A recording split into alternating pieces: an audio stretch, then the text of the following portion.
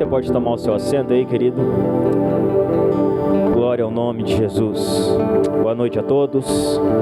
Que a graça e a paz do nosso Senhor e Salvador Jesus Cristo esteja sobre a sua vida essa noite. Amém? Amém? Amém. Glória a Deus. Estamos numa série dentro da carta de Paulo aos Efésios. Hoje é a nossa segunda mensagem, irmãos. Eu quero pedir para os irmãos abrirem suas Bíblias comigo em Efésios, é claro, né? Se nós estamos em Efésios, abra sua Bíblia em Efésios, capítulo 1. No verso 4.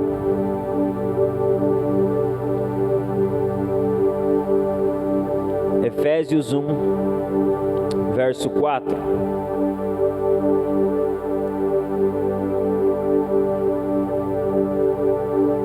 Quem encontrar, dá um amém.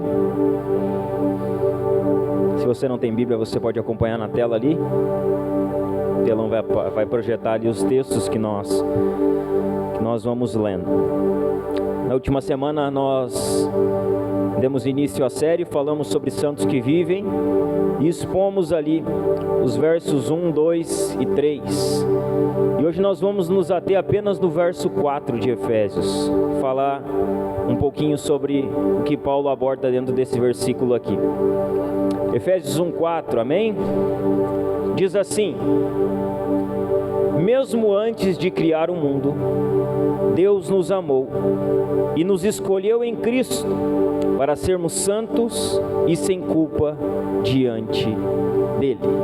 Até aí, você pode ficar com a sua Bíblia aberta aí, mas nós vamos falar um pouquinho sobre o que Paulo ele fala nesse versículo aos Efésios. O tema da nossa mensagem de hoje, não sei se eles têm a arte lá, mas o tema da nossa mensagem de hoje é a doutrina da eleição. Deus nos escolheu, que é o que Paulo vai falar aqui. E hoje nós vamos falar um pouquinho sobre essa doutrina. Não sei se você já ouviu sobre ela, se você conhece alguma coisa sobre ela. Efésios, a igreja gloriosa, a doutrina da eleição. Deus nos escolheu. Não sei se você já ouviu sobre isso. Alguns talvez já, outros talvez nunca. Alguns já leram, outros não leram nunca ouviram nada sobre isso. Mas o nosso propósito é falar um pouquinho sobre essa doutrina bíblica, a doutrina da eleição. E antes disso eu quero orar com os irmãos, amém? Então vamos orar, feche seus olhos aí. Senhor, nós queremos te dar graça, Senhor, por essa noite, pela tua igreja que está aqui reunida, Senhor, para te louvar, para te adorar e para ouvir da tua santa e poderosa palavra, Senhor. No nome de Jesus, Pai, nós queremos te pedir, fala conosco, Senhor.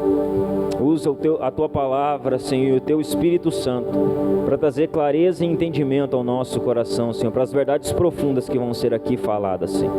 No nome de Jesus, Senhor, nós nos prostramos a Ti, nós nos rendemos a Ti e nós te pedimos, fala com a tua igreja, Senhor.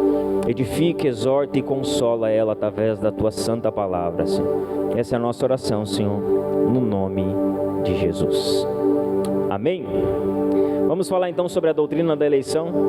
Eu não sei, irmãos, alguns talvez creiam e outros talvez não creiam, mas a gente entende que às vezes há algumas resistências na nossa vida, na questão espiritual. E até umas 3 ou 4 horas da tarde, irmão, estava tudo tranquilo lá em casa, né? O esboço da mensagem estava montado, estava tudo escrito, estava lá revisando, estava tudo de boa. Daqui a pouco a gente vai sair, o pneu está furado, aí o pneu não enche no posto, aí a gente vem de carona, o Pedrão foi lá, pegou nós, trouxe nós para a igreja, a gente já chega meio atrasado, aí daqui a pouco a gente também não se sente muito bem. A gente vê que há uma resistência que não é só física, quanto a algumas coisas que acontecem. Há uma resistência espiritual, há uma guerra espiritual que a gente enfrenta ela diariamente, e parece que tem vezes que essa guerra espiritual ela fica mais perceptível nas nossas vidas, e hoje parece um dia desse. Parece que há uma resistência. Eu não sei se é por aquilo que nós vamos falar essa noite, ou se porque Deus ele quer falar algo específico, ou fazer algo específico dentro da sua vida, na sua vida, no seu coração, você que está aqui.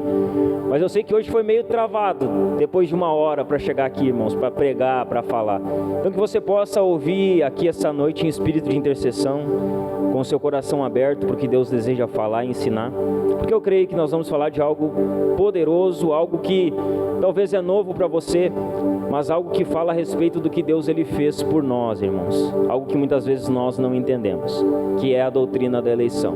Ela é um fantasma para uns, ela é motivo de alegria e gratidão para outros, e ela é esse motivo de, muitas vezes, disputa no meio da igreja.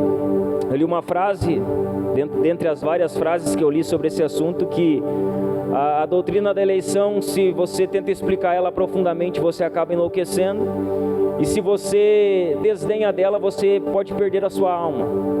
Então é uma doutrina que ela tem muito a nos falar, e é sobre ela que nós queremos falar essa noite, especialmente nesse versículo 4. Então, na nossa primeira mensagem, semana passada, nós vimos ali sobre 4 coisas que Paulo ele fala na introdução da carta. Paulo ele falou que ele era o autor da carta e se identificou como apóstolo de Jesus Cristo. Paulo ele falou à congregação, dizendo que ele estava escrevendo aos santos e fiéis que estavam em Éfeso. Paulo ele orou por aquela igreja no verso 2, pedindo que Deus ele desse graça e paz aos efésios. E Paulo ele encerra no versículo 3, falando sobre o objetivo da carta, falando sobre o porquê ele estava escrevendo aquela carta. O que nós vamos ver agora na sequência, dos versos 3 até os versos 14, são uma sequência de bênçãos que Paulo vai falar. Ele vai elencar aqui diversas bênçãos que nós recebemos da parte de Deus, através da salvação. Bênçãos, e o que cabe aqui é que do versículo 3 até o versículo 14, Paulo ele está cantando uma espécie de louvor. Ele entra num lugar de adoração. Então ele começa a falar dessas bênçãos, né? Na sequência, em uma frase extensa, Paulo ele vai citar algumas bênçãos que fazem parte da nossa riqueza espiritual. E essas bênçãos elas são divididas em 3 partes. Elas procedem de 3 fontes. Ele vai falar das bênçãos que procedem de Deus Pai, que são dos versos 4 ao 6. Depois ele vai falar das bênçãos que procedem do Deus Filho, dos versos 7 a 12. E depois ele vai falar das bênçãos que procedem do Espírito Santo, dos versos 13 e 14. Paulo, quando ele vai falar das bênçãos procedentes de Deus Pai, a primeira bênção que Paulo fala é da eleição.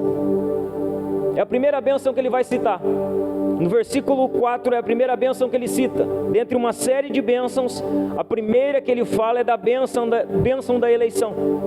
Veja bem, irmãos, Paulo aqui ele está inspirado pelo Espírito Santo.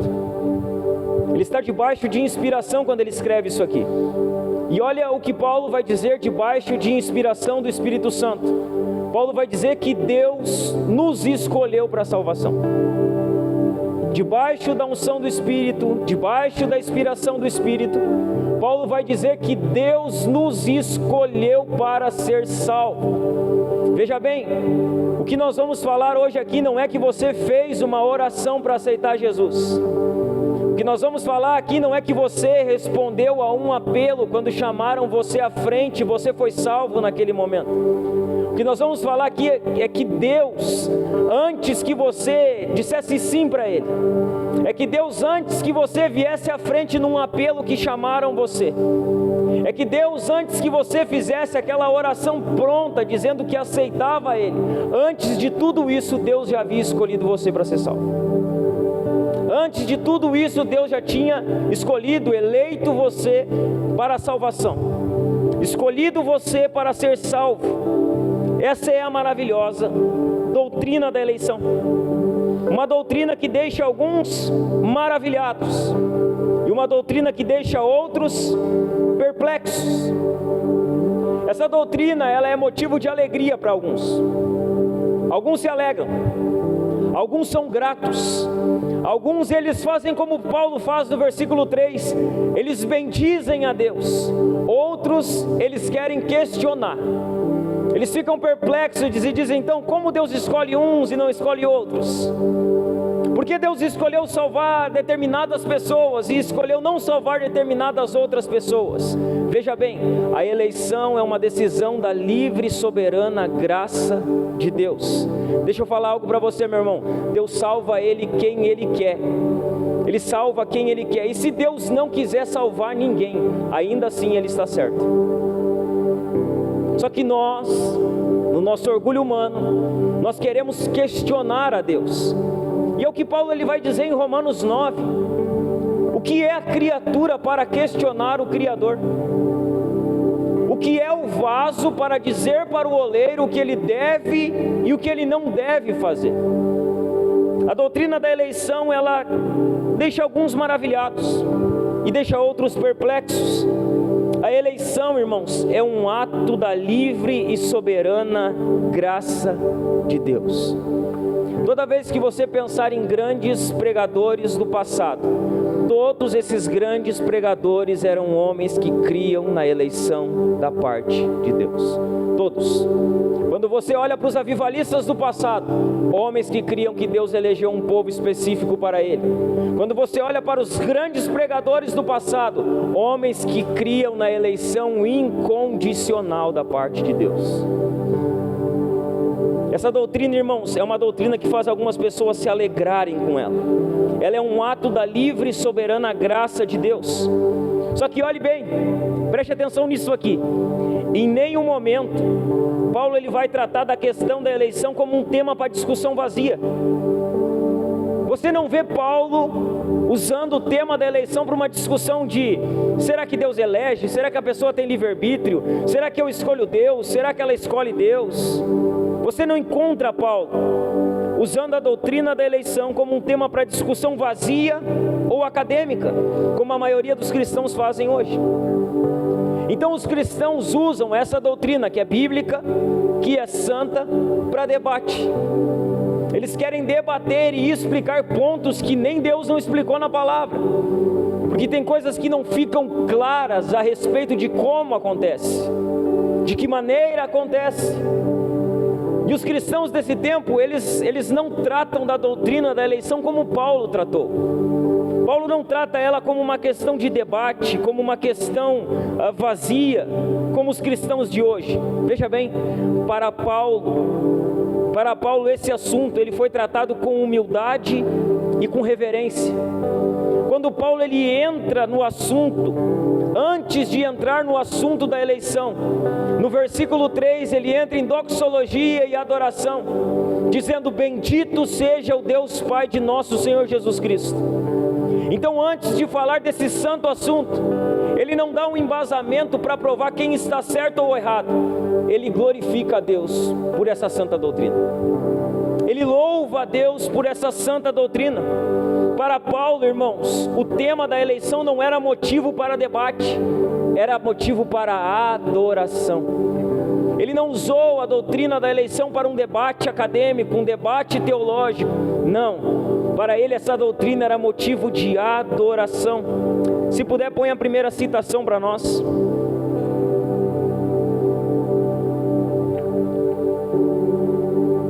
Está lá? John Stott. Olha o que John Stott vai dizer sobre a doutrina da eleição. A doutrina da eleição, ela não foi inventada por Agostinho de Hipona e nem por João Calvino. Então algumas pessoas elas acham que Agostinho ou Calvino, dizendo: olha, os calvinistas, eles são calvinistas porque Calvino inventou a doutrina da eleição. Não, essa doutrina não é uma doutrina inventada nem por Agostinho de Hipona, nem por João Calvino. Pelo contrário, essa doutrina é sem dúvida uma doutrina bíblica e nenhum cristão bíblico pode ignorá-la. Pastor, aonde fala sobre a eleição? Em toda a Bíblia. Se você leu a sua Bíblia, você vai ver que em toda a Bíblia Deus sempre teve um povo eleito. Você vai ver que no Antigo Testamento Deus tinha Israel. Deus escolheu Israel como seu povo de propriedade peculiar e particular. Quando você adentra mais ainda, você vai ver a história de Jacó e Esaú. E você vai ver que Deus ele fala algo. Diz que entre Jacó e Esaú, ele escolhe Jacó e ele abomina Esaú. Essa doutrina não é uma doutrina inventada por nenhum teólogo. Veja bem, você que talvez está aí pensando: tá, mas e o livre-arbítrio existe ou não existe? Você já parou para pensar que a palavra livre-arbítrio não existe na Bíblia? Você não encontra nenhum texto bíblico falando sobre livre-arbítrio. Mas você encontra diversos textos falando que Deus escolheu, que Deus chamou, que Deus separou, que Deus tem um povo específico dele. Essa doutrina é uma doutrina bíblica, irmãos. As pessoas podem não crer nela, mas eles não podem dizer que ela não está na Bíblia, porque ela está. As pessoas podem não aceitar a ela, mas elas não podem dizer que ela não está na Bíblia, porque ela está. Essa doutrina é uma doutrina bíblica. Ela está ali, irmãos, diante dos nossos olhos. A doutrina da eleição, ela permeia toda a Bíblia. Ela está em toda a Bíblia. No Antigo Testamento, como eu falei aqui, Israel foi o escolhido de Deus, não por mérito, mas para ser o meio de cumprir o propósito eterno de Deus. No Novo Testamento, ele confirma esse princípio. Quando nós olhamos no Novo Testamento, Deus ele continua confirmando esse princípio. Só que agora Deus não tem mais um povo específico determinado por uma nação. Não é mais apenas para quem é de Israel, não. Agora essa salvação ela alcança a todos, judeus e gentios. Aqueles que faziam parte do povo de Israel e aqueles que não faziam parte do povo de Israel. Veja bem, irmãos. Você pode estar perguntando aí, pastor, o que é eleição? Define eleição para mim, pastor. Eu vou definir, põe a segunda citação para nós. O que é eleição? Wayne Grudem vai definir o que é eleição. E ele vai dizer assim: o que é eleição?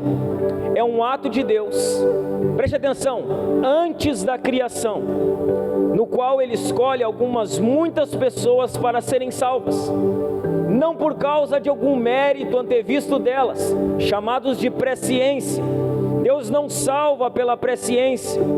Não, Ele não salvou ninguém por causa de algum mérito que Ele viu que as pessoas teriam, mas somente por causa de sua suprema boa vontade. Eleição é esse ato soberano de Deus, antes da criação, antes que o mundo existisse, antes que a terra existisse, antes que tudo existisse, Deus no seu propósito soberano já havia decidido salvar você. Veja bem, não existia mundo, irmão, não existia terra. Você não foi salvo depois que você veio para a igreja. Você não foi alguém escolhido depois que você entrou em um culto.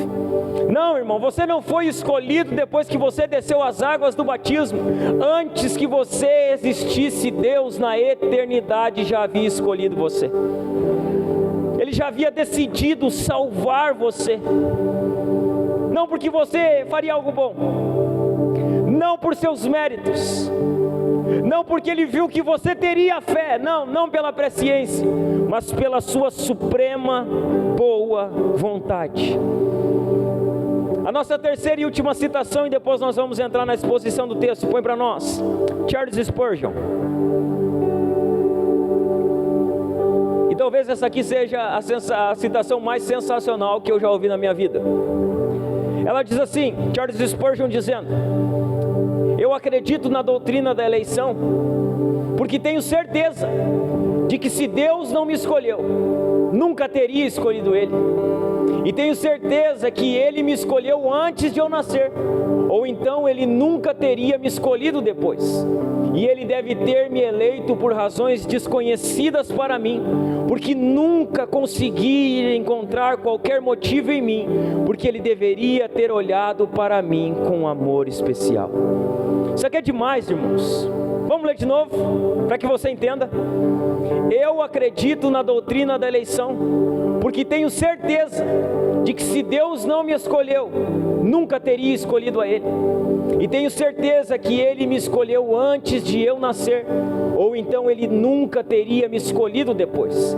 E Ele deve ter me eleito por razões desconhecidas para mim, porque nunca consegui encontrar qualquer motivo em mim, porque Ele deveria ter olhado para mim com um amor especial. Isso aqui é sensacional, irmãos. Quando nós olhamos e dizemos, Deus me escolheu, e graças a Deus, porque se dependesse de mim, eu nunca teria escolhido Ele. Às vezes nós olhamos e queremos achar um motivo porque somos salvos, e não há. O motivo da nossa salvação não está em nós, está em Deus.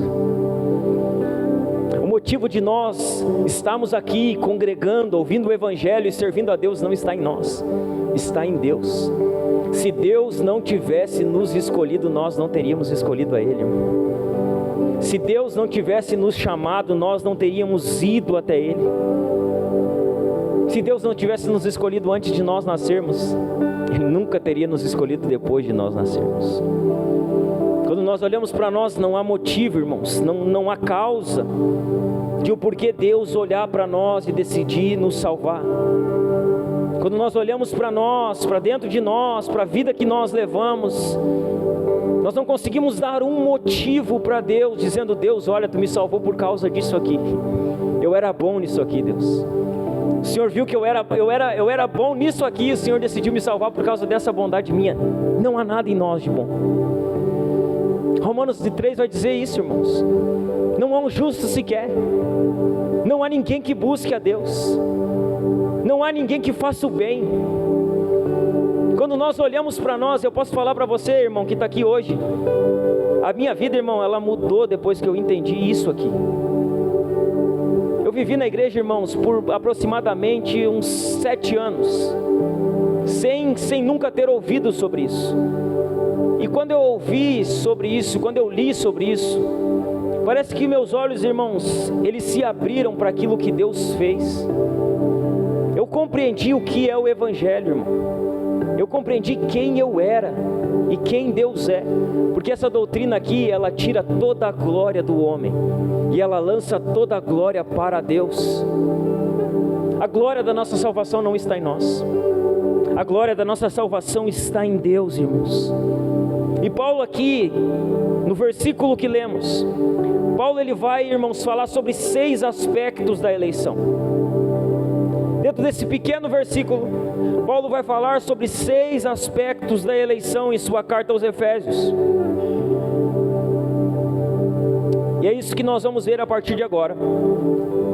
Dentro desse verso 4, 6 aspectos da eleição que Paulo aborda na carta aos Efésios. O primeiro aspecto que Paulo vai abordar, Paulo vai falar sobre o autor da eleição. O primeiro aspecto que Paulo aborda é sobre o autor da eleição. O verso 4, nós vamos ler ele seguidas vezes aqui.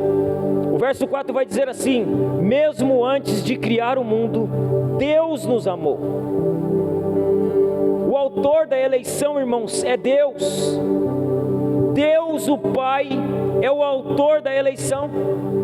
Veja bem, João 15:16, Jesus vai dizer assim: não foste vós que me escolheste, fui eu que escolhi a vós. O autor da eleição é Deus, é o Pai. Não fomos nós que escolhemos a Deus, foi Deus que nos escolheu. Veja bem, irmãos, os pecadores perdidos, entregues a si mesmos, eles não procuram a Deus. Os pecadores perdidos, entregues a si mesmos, eles não vêm a Deus, irmãos. Ninguém busca a Deus. Paulo vai dizer: não há um justo sequer. Os pecadores perdidos, o que eles querem? Continuar no pecado. Eles querem satisfazer as vontades da sua carne. Quem elege é Deus, quem é o autor da eleição é Deus. Veja bem, é Deus em seu amor que procura os pecadores. É Deus em seu amor que te procurou um dia. Veja bem, você não encontrou Jesus. Ah, quando eu encontrei Jesus, a minha vida mudou. Não, você não encontrou Ele. Não, quando eu aceitei Jesus, a minha vida foi transformada. Não, você não aceitou a Ele. Quem encontrou você foi Cristo, porque quem estava perdido não era Cristo, era você. Veja bem, Jesus não estava perdido para nós encontrarmos Ele. Nós estávamos perdidos e Ele nos achou, irmãos. Não fomos nós quem aceitamos a Cristo, foi Ele quem nos aceitou.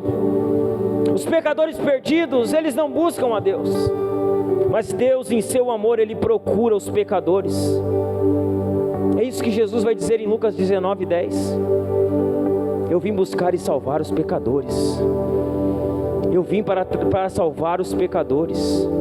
Os pecadores não me buscam, mas eu busco os pecadores. Veja bem, você está aqui hoje, irmão. Você está aqui hoje sentado, ouvindo o Evangelho, ouvindo o que nós estamos falando para você, porque um dia Deus, Ele achou você. Um dia Deus encontrou você. Um dia Deus, Ele trouxe você. Um dia a graça irresistível de Deus, ela adentrou o seu coração. Ela quebrou o seu coração duro do pecado. Ela quebrou o seu coração caído, irmãos. Ela arrancou você daquela vida de pecado e ela trouxe você a Cristo. Ela trouxe você à fé. Deus, Ele é o autor da eleição. Deus, irmãos, Ele não nos escolheu porque viu que creríamos. Ele nos escolheu para crermos em Cristo. Se puder, põe para nós ali, Atos 13, 48.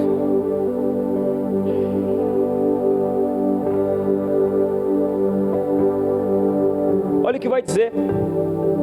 Paulo e Barnabé estão pregando. Os judeus, eles rejeitam a pregação de Paulo e Barnabé.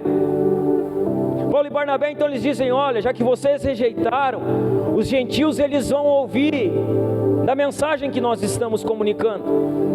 E aí olha o que acontece no verso 48. Quando os gentios ouvem, quando ouviram isso, os gentios se alegraram e agradeceram ao Senhor por essa mensagem. Preste atenção nisso aqui.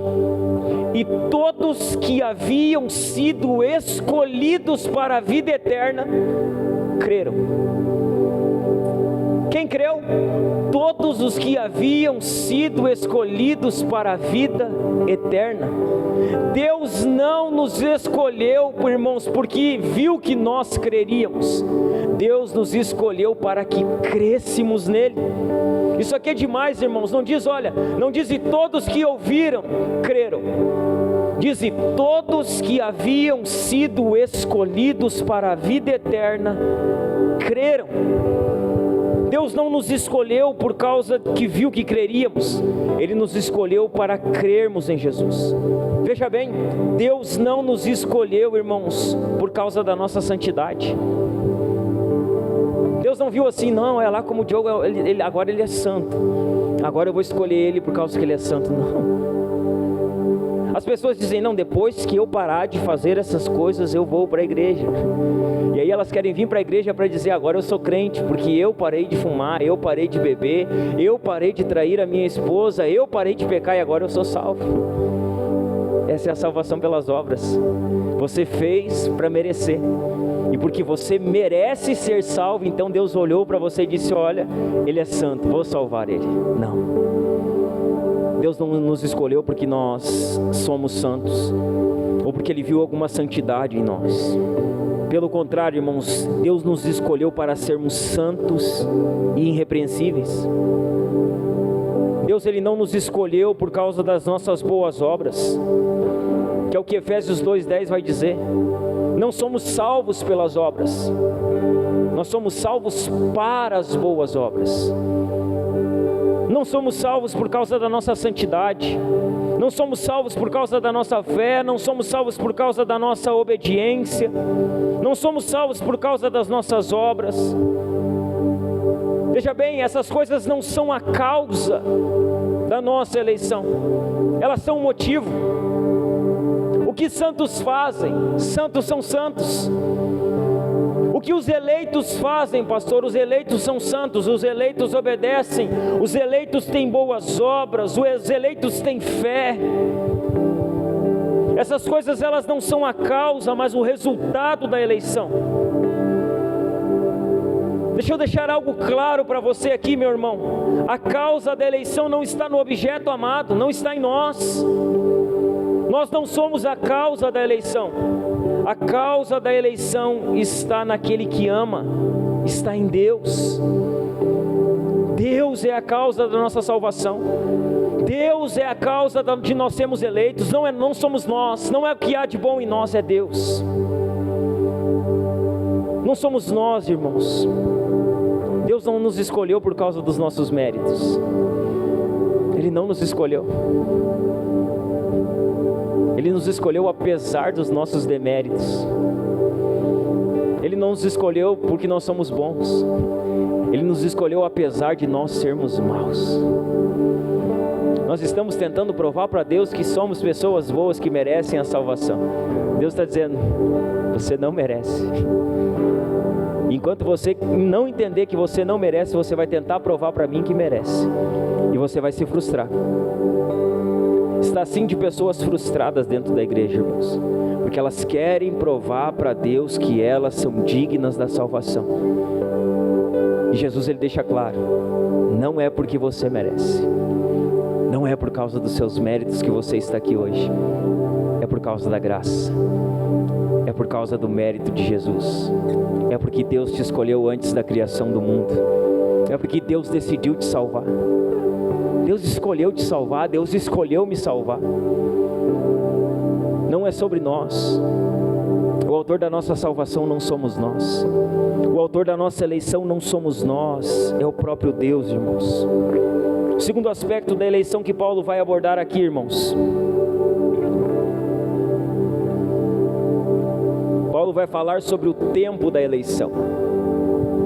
Ainda no verso 4 ele vai dizer o seguinte: mesmo antes de criar o mundo. Aonde, qual é o tempo da eleição de Deus para a vida dos seus eleitos? Antes de criar o mundo. Antes que o mundo existisse. Antes que a terra se chamasse terra, Deus escolheu. Deus nos escolheu antes mesmo de criar o universo, irmãos.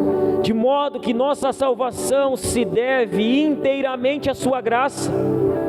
Não há qualquer coisa que tenhamos feito. Deus é o autor da eleição. E essa eleição ela acontece antes que o mundo fosse mundo. Antes de Deus criar o mundo. Deixa eu falar algo para você, a eleição não foi um plano de última hora, porque o primeiro plano fracassou. Deus não viu que Adão e Eva pecaram, meu Deus, agora o que eu vou fazer com a humanidade? O que eu vou fazer com esse mundo agora? Meu Deus, e agora? Eu estou desesperado. As pessoas olham para a cena da criação e da queda, e elas parecem que veem um Deus desesperado. E agora Deus ele tem que dar um jeito de consertar a situação. Deus não foi pego de surpresa, irmãos. Veja bem, a queda de Adão e Eva não foi surpresa para Deus. Não é um plano B a eleição. Não é porque Adão e Eva pecaram e aí Deus disse, não, agora eu tenho que criar um plano B. Agora eu tenho que achar um jeito de consertar isso aqui. O pecado de Adão e Eva não pegou Deus de surpresa. Deus não ficou surpreso e nem desesperado, irmão. Sabe? Deus não ficou desesperado quando eles pecaram. Que Deus é Deus. Deus é onisciente. Deus é onipotente. Deus é onipresente. Os textos nos chamam a atenção porque diz, Apocalipse vai dizer que o Cordeiro foi imolado antes da fundação do mundo. Nós achamos que Deus foi pego de surpresa. Só que não, irmãos. Deus ele planejou a nossa salvação antes mesmo de lançar os fundamentos da terra. Antes que houvesse céu e terra, Deus já havia decidido nos escolher em Cristo para a salvação. Pastor, me prova. Eu provo para você. Eu não. A Bíblia. A Bíblia prova para você. Sabe o que a Bíblia vai dizer? A Bíblia vai dizer que Deus nos escolheu antes dos tempos eternos. Põe para nós 2 Timóteo 1,9. 2 Timóteo 1,9. Olha o que vai dizer.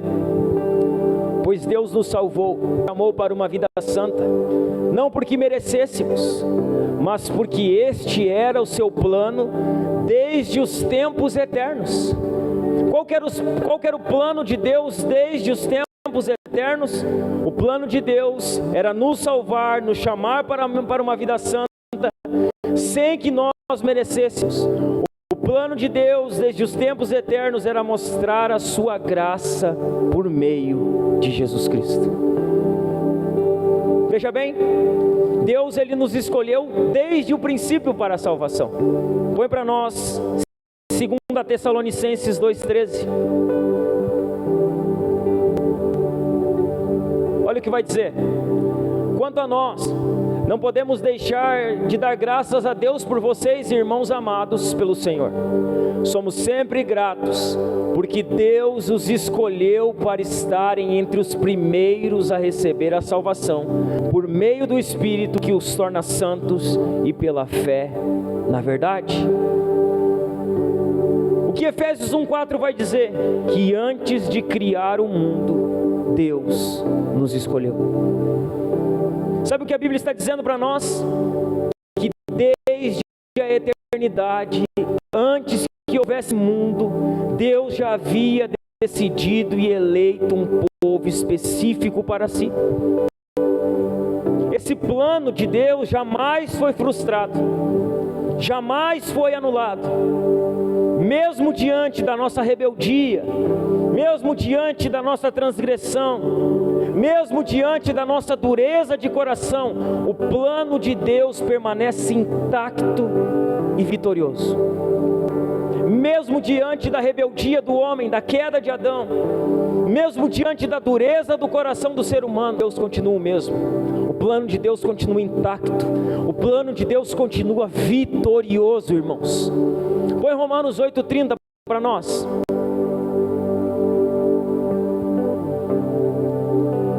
Romanos 8,30. Preste atenção nesse texto aqui.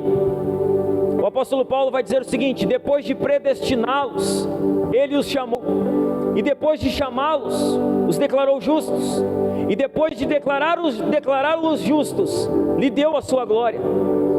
Sabe o que ele está dizendo? Ele está afirmando o que Deus fez. Ele diz: Deus predestinou ou elegeu, que é a mesma coisa. Deus predestinou, Deus chamou, Deus justificou, Deus glorificou. Veja bem, aqueles que são predestinados certamente serão glorificados. O plano de Deus continua intacto. Os eleitos de Deus ouvirão ao chamado eficaz. Ao ouvir ao chamado eficaz, responderão com fé e arrependimento. Ao responder com fé e arrependimento, serão justificados diante de Deus.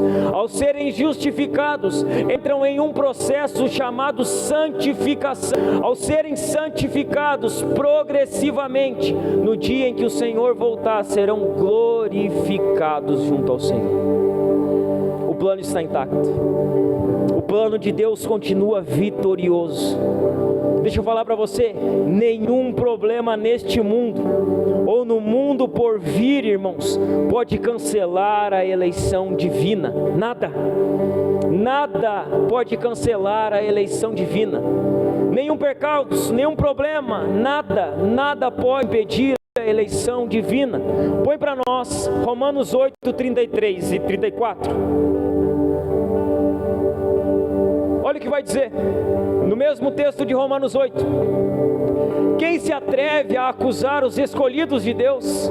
Ninguém, pois o próprio Deus nos declara justos diante dele. Quem nos condenará então? Ninguém, pois Cristo Jesus morreu e ressuscitou e está sentado no lugar de honra, à direita de Deus, intercedendo por nós. Veja bem, irmãos, aquele que começou a boa obra, ele irá aperfeiçoá-la até o dia da vinda de Cristo Jesus. Veja bem, Jesus não começa algo e para pela metade. Jesus não começa a obra na vida de um eleito e para na metade. Quando Jesus começa a obra na vida de alguém, Jesus ele completará essa obra até a vinda do Senhor Jesus. Ele terminará essa obra, irmãos. Veja bem, meus irmãos, a nossa vida está segura nas mãos de Jesus. vida dos eleitos, e eu creio que você está aqui essa noite porque você é um eleito de Deus, porque você crê no Evangelho, porque você crê no sacrifício perfeito de Jesus. E sabe qual a certeza que nós temos como eleitos de Deus? A nossa vida está segura nas mãos de Jesus. Ninguém pode nos tomar das mãos de Jesus. Ninguém. O diabo não toma um eleito da mão de Jesus. Não, mas o diabo veio, o diabo me fez cair, o diabo está levando as almas para o inferno. Não, irmãos, os eleitos estão nas mãos do Senhor. Os eleitos estão guardados nas mãos do Senhor. Põe para nós, Evangelho de João, capítulo 10, verso 27 em diante. João 10, 27. Olha o que Jesus vai dizer nesse texto: minhas ovelhas, vós. Quem ouve a voz de Jesus é as ovelhas. As ovelhas ouvem a voz de Jesus. Ouvem a voz de Jesus. Veja bem, quem ouve a voz de Cristo é as ovelhas. Quando Jesus atende a voz de Jesus, é as ovelhas. Quem não ouve e obedece a voz de Jesus não é ovelha, é lobo. Talvez é lobo em pele de cordeiro. Pode estar dentro da igreja, pode fazer parte do culto, pode falar como ovelha, pode ter roupa de ovelha, pode carregar a Bíblia, mas se não ouve a voz do pastor, não é ovelha.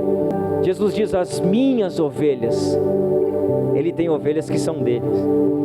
As minhas ovelhas ouvem a minha voz, eu as conheço e elas me seguem. Verso 28. Eu lhes dou a vida eterna. Para quem é a vida eterna?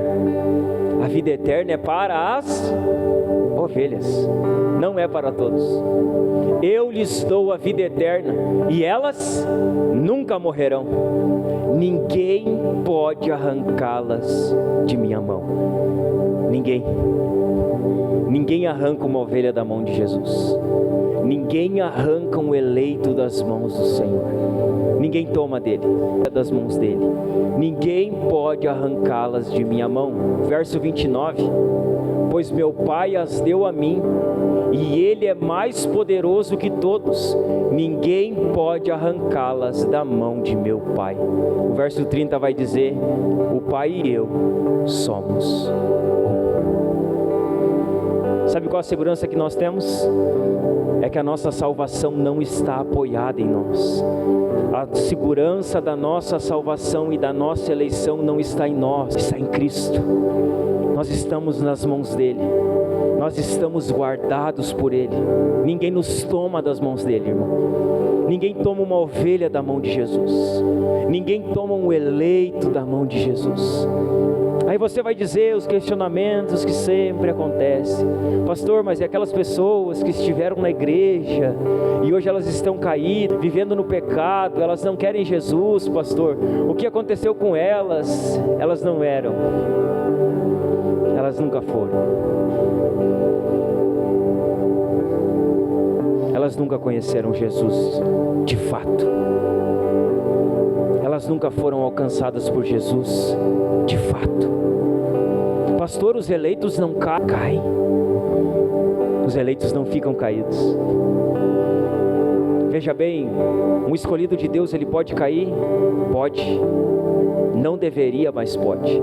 Só que os eleitos de Deus nunca permanecem caídos. Os eleitos de Deus nunca ficam caídos. Os eleitos de Deus não ficam por muito tempo na prática do pecado. Os eleitos de Deus, quando caem, logo voltam para o seu Senhor. Nós olhamos a história do filho pródigo como uma história poética.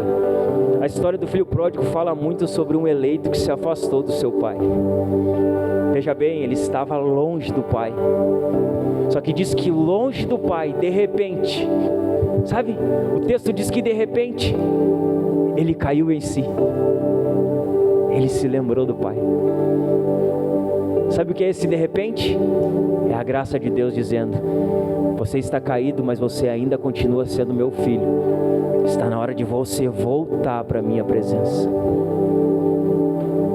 Veja bem, irmãos, uma pessoa que cai e não volta para o Senhor, essa pessoa nunca foi dele. Quando você lê a primeira epístola ou a segunda epístola de João, João vai falar exatamente sobre isso. Estavam entre nós, mas não eram dos nossos. Eles estavam na igreja, eles estavam no congregar, mas eles saíram de nós, porque nunca foram dos nossos. A nossa salvação está segura em Jesus. Se você é um eleito, sabe qual a certeza que você tem? Que a sua salvação está segura nas mãos de Jesus. O terceiro aspecto da eleição que Paulo vai falar é sobre o agente da eleição.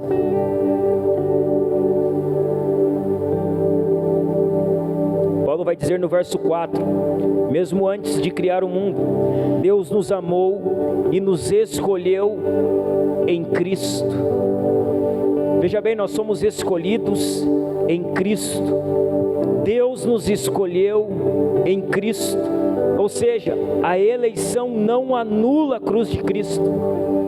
A eleição, ela inclui a cruz de Cristo.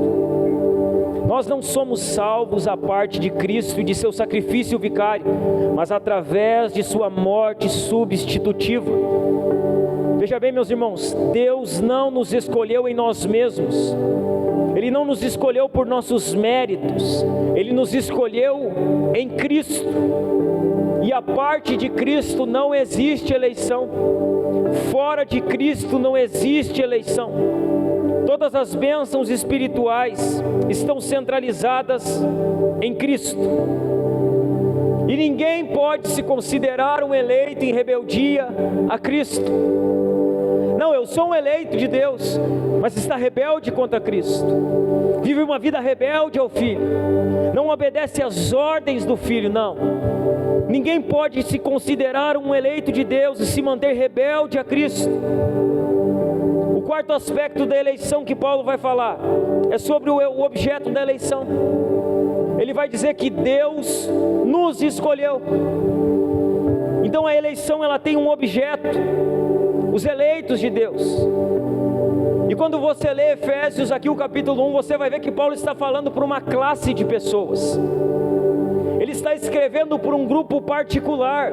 Ele não está escrevendo uma carta para ser lida para toda a cidade de Éfeso. Não, essa carta tem um endereço, é os santos.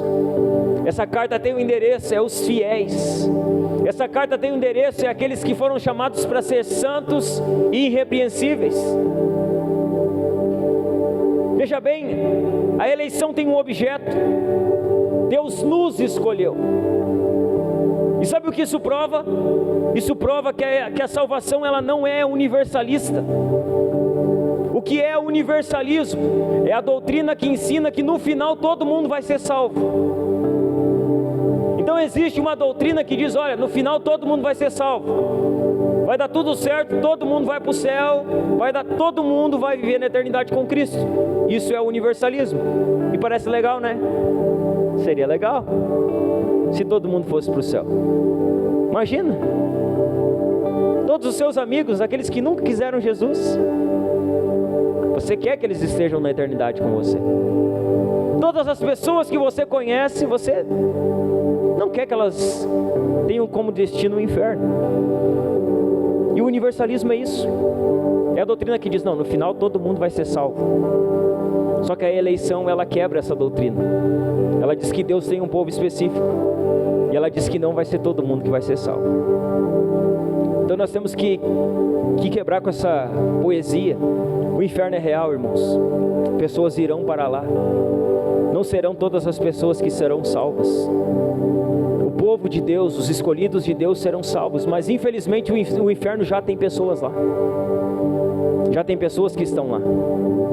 E mais pessoas irão para lá. Deus nos escolheu. Paulo está escrevendo aos santos e fiéis, aqueles que eram irrepreensíveis. Esse nós aqui que ele diz, né? Mesmo antes de criar o mundo, Deus nos. Esse nós, essa palavra nós, se refere a todos os homens sem distinção. E o que é sem distinção? Etnia, cultura, religião. Então quando nós olhamos para o Antigo Testamento, Deus, ele tinha um povo, Israel. Não é mais Israel somente.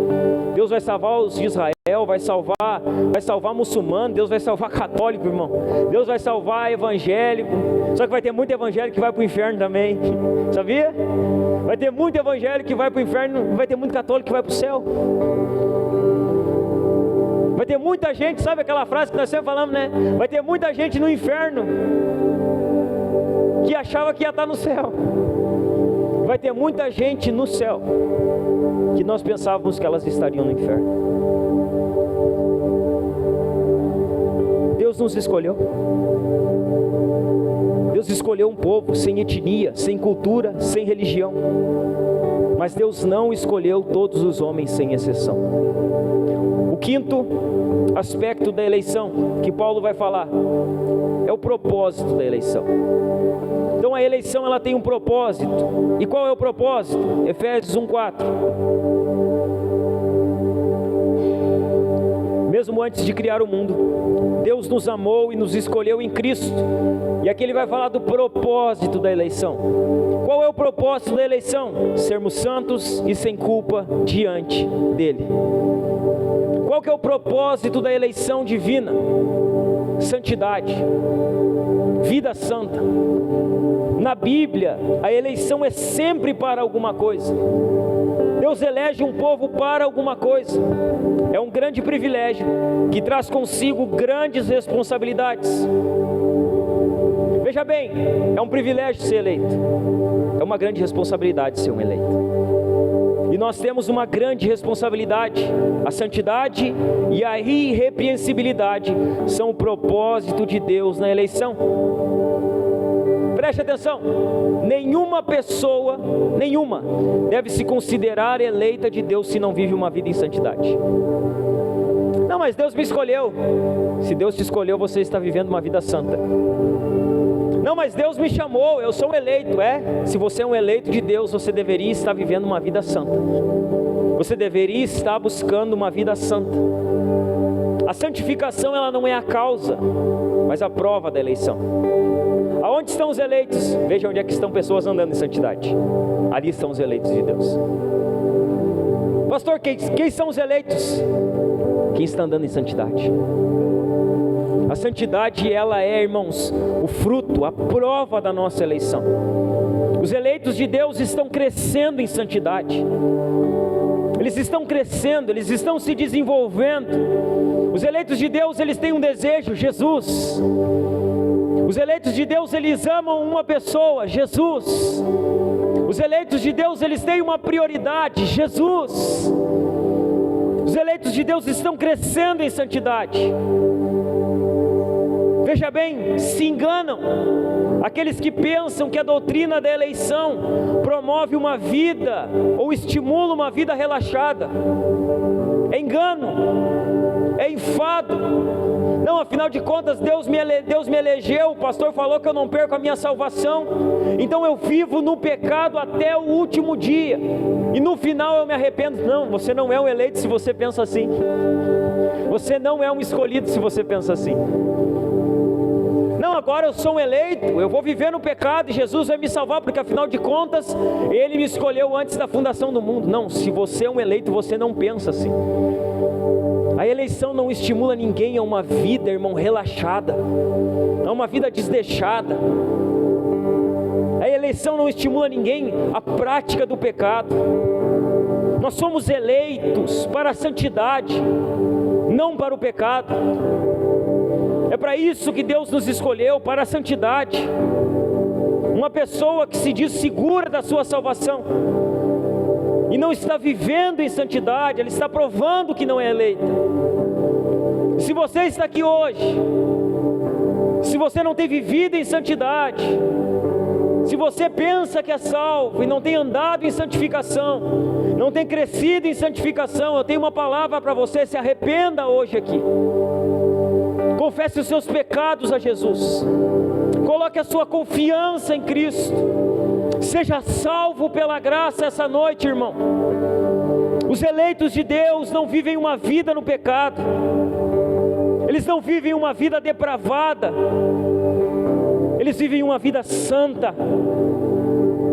Eles provam a sua eleição por uma vida santa.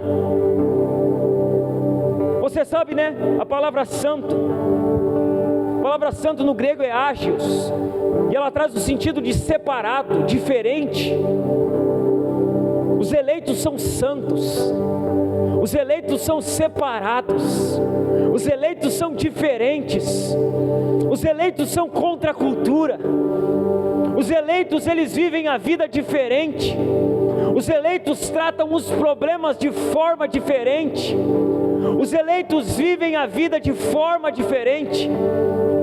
Você não pode ser um eleito e viver como se fosse um ímpio, meu irmão.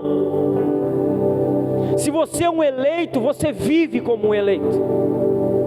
Enfrente a sua vida como um eleito, não como um ímpio. Esteja na sua empresa, na sua casa, na sua família, como um eleito, não como um ímpio. A sua eleição não pode ser uma eleição apenas de boca e de intelecto. Ela tem que ser uma eleição que alcança o seu coração, que transforma a sua vida, que transforma as suas práticas, que transforma o seu testemunho. Os eleitos são diferentes. E parece carta marcada, eu ficar falando aqui todo domingo a mesma coisa, mas a gente tem que escutar a mesma coisa, porque parece que a gente ouve a mesma coisa e não muda, irmãos. E talvez é o Espírito Santo querendo falar conosco a mesma coisa, porque a gente não está mudando, ouvindo a mesma coisa. Os eleitos são diferentes. Os eleitos não fazem o que todo mundo faz. Os eleitos não fazem o que todo mundo faz. Eles não vivem como todo mundo vive. Eles são santos, meus irmãos. Eles são separados. O mundo está indo para lá, e os eleitos, eles estão nadando na correnteza, contra a correnteza do mundo. O mundo está dizendo que A é certo. Os eleitos, eles estão na contramão dizendo não, A é errado, B é certo. Os eleitos, eles são chamados para viver uma vida santa, uma vida diferente, irmão.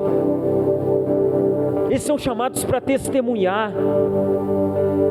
Os eleitos, eles são santos, diferentes das coisas ordinárias, diferentes das coisas comuns. Veja bem, um templo é santo, porque é diferente dos demais edifícios. Um sacerdote é santo, porque é diferente dos demais sacerdotes. O dia do repouso é santo, porque ele é diferente dos demais dias. Deus é santo por excelência, porque ele é diferente dos homens. Assim, Deus escolhe o cristão para que seja diferente dos demais homens. Deus te escolheu. Deus te elegeu antes da fundação do mundo. Sabe para quê? Para que você seja diferente, irmão. Para que você viva uma vida diferente, separada. Para que você seja um luzeiro nesse mundo que está em trevas. Parece que hoje ficou careta ser diferente, né? Não, mas eu quero ser igual a todo mundo. Não, você não foi chamado para isso. Você foi chamado para ser diferente. Totalmente diferente. E veja bem, essa doutrina é uma doutrina santa. E sabe o que acontece, irmãos? Muitas pessoas, para sua própria ruína, eles pervertem a doutrina da eleição. Eles distorcem ela.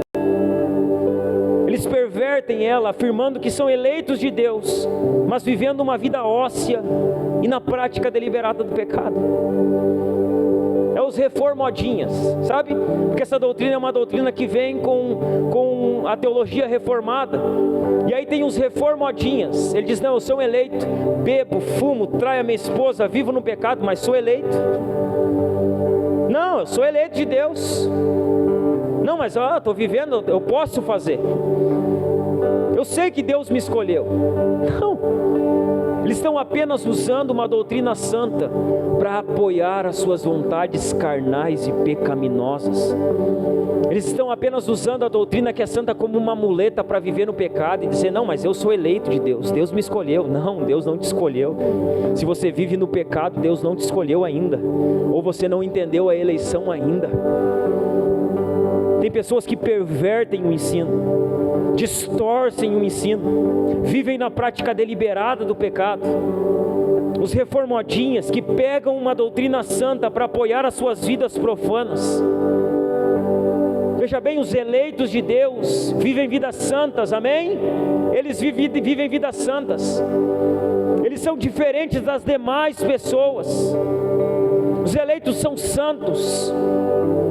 Paulo vai dizer que nós fomos chamados para sermos santos e sem culpas ou irrepreensíveis. A palavra irrepreensível, ela traz a ideia de sem qualquer espécie de mancha. É uma palavra usada para sem mácula. É uma palavra do Velho Testamento. Quando se levava um animal para o sacrifício, se pedia um animal sem ruga, sem mácula, sem mancha, irrepreensível. É isso que os cristãos devem ser: sem mácula, sem ruga, sem mancha do pecado, uma vida irrepreensível. Sabe o que é a vida dos cristãos? É uma oferta para Deus. A vida de um eleito, ela é uma oferta para Deus. E a oferta para Deus deve ser sem ruga, sem mancha, sem mácula. Por isso que os eleitos são irrepreensíveis, porque eles são uma oferenda, uma oferta para Deus. Eles são uma oferta para o Deus que é santo. A palavra irrepreensível considera toda a vida e todo o homem como uma oferta a Deus. Cada parte da nossa vida, do nosso trabalho, do nosso lazer, da nossa vida familiar, das nossas relações pessoais, deve fazer parte dessa nossa oferta a Deus. A eleição, ela tem um propósito, irmãos: uma vida santa, uma vida irrepreensível. O sexto e último aspecto que Paulo vai abordar da eleição é a comunhão com Deus, que está no verso 5, apenas a parte A, que vai dizer assim: Ele nos predestinou para si. O sexto aspecto da eleição é a comunhão com Deus. A palavra predestinado significa marcados de antemão. É isso que significa a palavra predestinados. É aqueles que foram marcados de antemão. Eles foram marcados antes.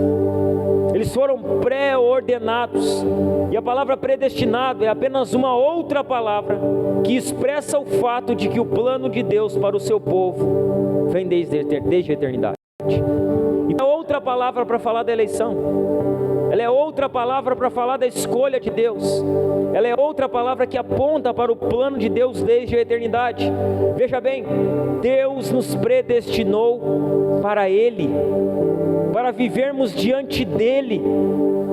Deus não nos escolheu para vivermos longe dEle, sem intimidade com Ele, sem comunhão com Ele. Nós somos eleitos para Deus, para andar com Deus.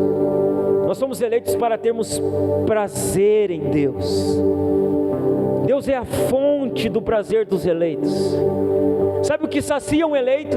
Deus. Um eleito não se sacia com dinheiro, um eleito não se sacia com as vontades da carne, um eleito não se sacia com as coisas que o mundo pode oferecer. O que sacia um eleito é Deus. A alegria de um eleito é Deus. O prazer de um eleito é Deus. O amado da alma de um eleito é Deus. Um eleito, ele quer Deus, ele ama Deus, ele deseja Deus, ele quer ter intimidade com Deus. Sabe aonde o eleito encontra prazer? Aonde ele encontra plenitude de alegria? Não é no mundo, não é nas coisas do mundo. Um eleito encontra plenitude de alegria na presença de Deus. Sabe, a presença de Deus é onde um eleito ele está alegre. Por isso, para um eleito, orar não é um sacrifício, é um prazer. Por isso, para um eleito, ler a Bíblia e amar a Bíblia não é um sacrifício, é um prazer. Por isso, para um eleito, vir à igreja e cultuar ao Senhor como Ele deve ser cultuado não é um sacrifício, é um prazer. Porque um eleito, ele tem prazer nas coisas de Deus. A plenitude da alegria dos eleitos está em Deus. Os eleitos têm fome de Deus. Os eleitos desejam a Deus. Nós concluímos a mensagem dessa noite, irmãos, sobre eleição. Talvez você está aí sentado, nunca tinha ouvido falar sobre isso, mas agora você ouviu, está instruído. Talvez você se pergunta, né? Muitas pessoas, assim como você, talvez possa dizer: então não fui eu que escolhi a Deus, pastor? Eu pensei que tinha sido eu. Não fui eu então que escolhi a Deus, pastor, mas eu fiz a oração. fui na frente. Eu ergui a minha mão e disse: eu te aceito. Não fui eu que escolhi a Deus. Sim, foi você que escolheu a Deus. E você fez isso livremente. Foi você que orou, foi você que fez a oração de confissão, foi você que creu em Jesus. De fato, você escolheu a Deus livremente, mas você só fez isso. Você só fez isso livremente. Você só veio à frente um dia.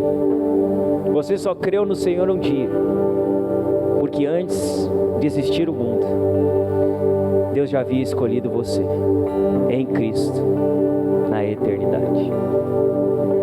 Por isso que você disse sim. Por isso que você fez a oração. Por isso que você pensou que você tinha crido. Por isso que você pensou que você merecia a salvação. E de fato você creu, de fato você veio à frente. Mas tudo isso só aconteceu porque Deus te escolheu antes da fundação do mundo. Se Ele não tivesse escolhido você, você jamais teria crido em Jesus. Se Ele não tivesse eleito você antes da eternidade, você jamais teria vindo para a igreja. Se a graça dele, que é irresistível, não tivesse adentrado o seu coração, você jamais teria confessado Cristo como Senhor da sua vida. Você creu livremente. Você não é um robô. Você não é uma marionete. Tudo que você fez livremente. Só que isso não começou em você. Isso começou na eternidade, com a eleição do Senhor. Nós encerramos, irmãos, com 5 lições que nós podemos aprender sobre a eleição, sobre a doutrina da eleição. 5 lições que nós podemos aprender com a doutrina da eleição. A primeira delas: Deus o Pai é o autor da eleição. Essa é a primeira lição que nós temos que guardar no nosso coração. É a primeira coisa que nós temos que ter clara na nossa vida, na nossa fé, no nosso coração. Deus, Ele é o autor da eleição. Ele nos escolheu de forma graciosa e soberana antes de criar o mundo. Não por nossos méritos, mas apesar dos nossos deméritos. Essa é a primeira lição que nós podemos aprender. Deus nos escolheu. Ele é o autor da eleição. Não fomos nós que escolhemos a Ele. Ele, pela graça e soberania, decidiu nos escolher. A segunda lição que aprender sobre a doutrina da eleição: nada nesse mundo, nem no mundo, pode separar os eleitos de Deus dele. Veja bem, nada pode nos separar do amor de Deus que está em Cristo Jesus. Nem a fome, nem a espada, nem a nudez, nada separa os eleitos de Deus. Os eleitos de Deus estão guardados na sua mão. Ninguém os toma da mão dele, ninguém os tira dele. A terceira lição que nós podemos aprender sobre a doutrina da eleição: a eleição é um incentivo à santidade, não uma desculpa para o pecado. A eleição, ela não vai levar você a viver uma vida óssea, uma vida no pecado, uma vida, relaxada, não. A eleição, ela nos incentiva à santidade. Os eleitos de Deus estão buscando viver vidas santas. Os eleitos de Deus não estão usando a doutrina da eleição. Eles não estão usando a doutrina da eleição como uma muleta para viver na prática do pecado. Os eleitos de Deus estão vivendo vidas santas. Os eleitos de Deus, eles não estão usando a doutrina da eleição como uma muleta para pecar. A quarta lição que nós podemos aprender sobre a doutrina da eleição: a eleição deve nos levar à humildade, não ao orgulho. Sabe o que a doutrina da eleição faz conosco? Ela nos leva à humildade. Nós não olhamos para a eleição divina e dizemos: olha como eu sou bom, olha como eu sou digno, olha como eu sou melhor do que as pessoas que não foram eleitas. Não, essa doutrina nos leva à humildade, irmãos.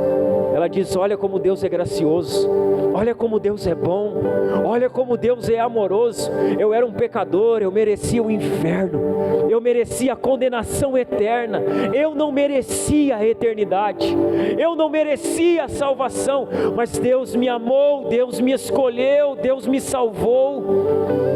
A doutrina da eleição nos faz humildes, irmãos. Dentro da doutrina da eleição não há espaço para vanglória, não há espaço para a glória própria. A doutrina da eleição nos faz nos dobrar diante de Deus e reconhecer o que é um lema da reforma: só lhe deu glória, somente a Deus a glória. Somente Deus merece a glória pela nossa salvação, somente Deus merece o mérito pela nossa salvação. Sabe o que nós fazemos? Nós apenas nos humilhamos e reconhecemos que nós não éramos dignos de nada, merecedores de nada. Essa doutrina nos faz humildes, irmãos. Ela nos faz olhar para nós mesmos e vermos que em nós não há nada. A Deus nos escolheu por sua livre graça, por sua soberania.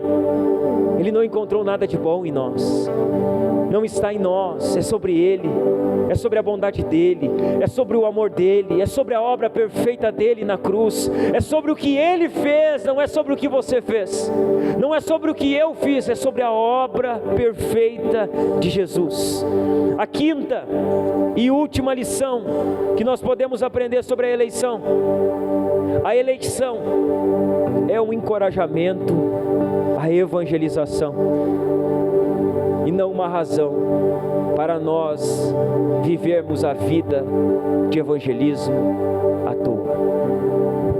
Sabe o que a doutrina da eleição ensina? Sabe o que ela nos incentiva? Ela nos incentiva à evangelização. Toda vez que se fala de doutrina da eleição, as pessoas dizem: mas então, se já tem os eleitos, para que pregar o evangelho? Afinal de contas, Deus já tem as pessoas que Ele escolheu para salvar. E parece um argumento lógico, né? Se Deus escolheu, para que eu vou pregar? Talvez essa seja uma desculpa para não pregar. Só que veja bem, faça outra pergunta. Se Deus tem os seus eleitos, sabe qual a garantia que nós temos?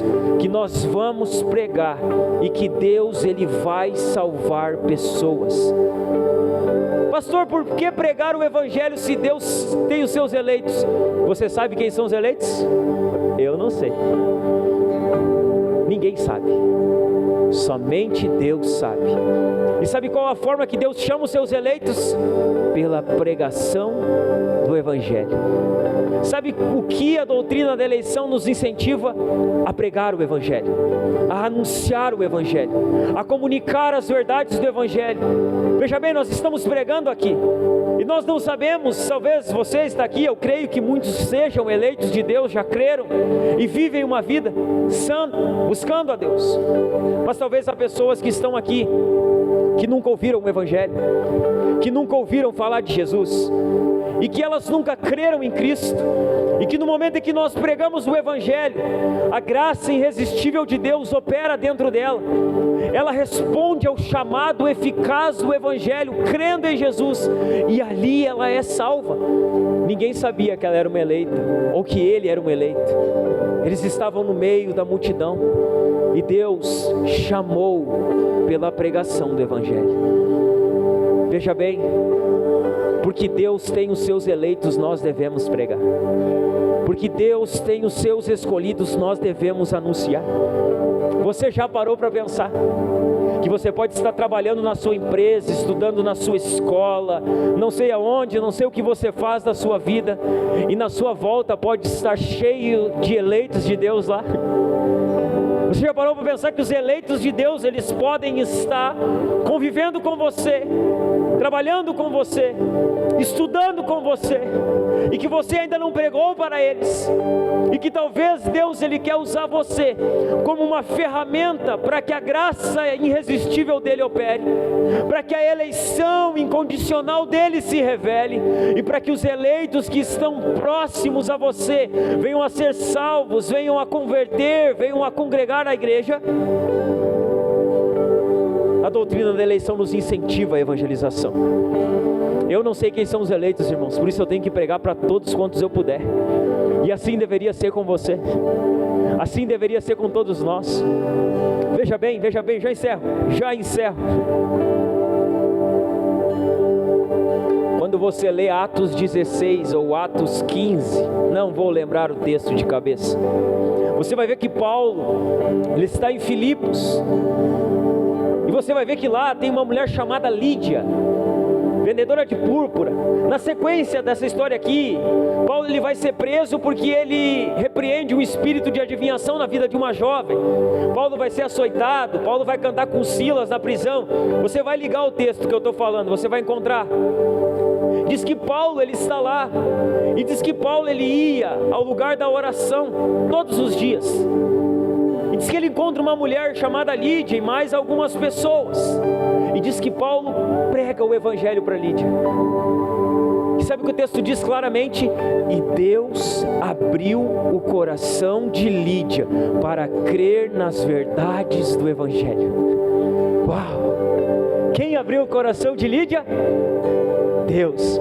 Mas por que Deus abriu o coração de Lídia? Porque Paulo pregou para Lídia. Lídia era uma eleita de Deus. E sabe como Deus chamou a eleita Lídia? Através da pregação de Paulo. Porque afinal de contas, como ouvirão se não há quem pregue? Como eles crerão se não há quem pregue? Como os eleitos responderão se nós, que sabemos que somos eleitos, se nós que sabemos que o evangelho é o poder de Deus, estamos calados, com a boca fechada, não comunicando que Jesus salva, que Jesus perdoa pecados, que Jesus veio para salvar e resgatar aquele que se havia perdido? A doutrina da eleição é um incentivo, sabe? É dizer assim: Rômulo, vamos pescar, o barco já está cheio de peixe. Vamos pescar, Ismael, o barco já está cheio de peixe. É isso que a doutrina da eleição nos ensina, que nós vamos pregar, e a certeza é que nós vamos pescar. A certeza é que almas se converterão. A certeza é que pessoas responderão, e não por causa de nós, mas por causa da eleição desde os tempos eternos. É um convite, a eleição é um convite a pregarmos, e a certeza de que o barco se encherá de peixes. Nós queremos que a igreja se encha de pessoas. Eu quero que essa igreja aqui seja cheia, irmãos.